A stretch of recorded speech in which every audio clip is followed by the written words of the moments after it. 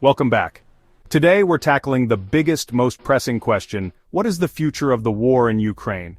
Will it drag on for years, becoming a frozen conflict? Could we see a negotiated settlement, however fragile? What are Russia's true red lines? And can Ukraine realistically mount another significant counteroffensive? We're diving deep to explore all the possibilities. Predicting the trajectory of this devastating war is incredibly complex. There are a multitude of interwoven factors at play: the brutal realities of the battlefield, the crippling economic pressures on all sides, the ever-shifting landscape of international alliances, and the volatile nature of domestic politics in both Russia and the West. Some analysts, looking at the current trajectory, argue that the war is likely to continue for years, potentially morphing into a grinding war of attrition, with neither side able to deliver a decisive knockout blow. Russia, they suggest, is playing a long game, betting that Western resolve and support for Ukraine will inevitably erode over time, fractured by internal political divisions and economic anxieties. Meanwhile, Ukraine remains fiercely determined to retake every inch of its lost territory, including Crimea, but it faces significant limitations in manpower, dwindling resources, and the ever-present question of sustained Western aid. The shadow of stalemate, a frozen conflict, the whispers of diplomacy, the possibility of negotiations. History tells us that wars usually end in negotiations, but under what conditions? Right now, both sides remain entrenched in seemingly irreconcilable positions. Ukraine steadfastly insists on the full restoration of its territorial integrity, including the Crimean Peninsula, which Russia illegally annexed in 2014. Russia, equally defiant, refuses to relinquish any of the occupied Ukrainian land it currently holds. Could a ceasefire, however tenuous, or a frozen conflict scenario emerge, somewhat similar to the Korean War, where hostilities cease but a formal peace treaty remains elusive? It's a distinct possibility, but it would require both sides to reach a point where they see no viable military solution, where the cost of continued fighting outweighs any potential gains.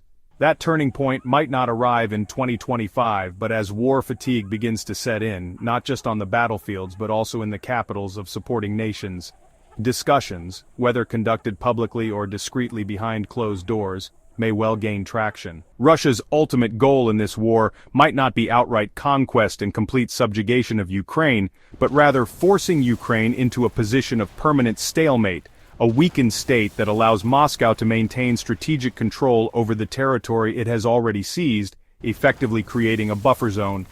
On the other side of the coin, Ukraine, bolstered by its remarkable resilience and the outpouring of Western support, still fervently believes it can push Russia back, reclaim its stolen lands, and secure its future as a sovereign, independent nation, given enough continued Western military aid. The real wildcard in this brutal war remains Ukraine's capacity to launch another major counteroffensive.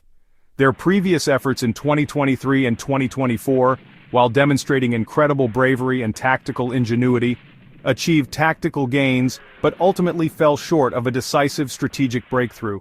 The critical challenge now is resources. Ukraine's courageous forces desperately need more advanced weapons, a steady supply of ammunition, and continued training and logistical support to launch another large-scale, sustained push against the entrenched Russian positions. Western military aid will play a truly decisive, perhaps even pivotal role here. The provision of advanced long-range missiles, more effective and robust air defense systems, and the continued training and equipping of Ukrainian forces could be the factor that tips the balance on the battlefield.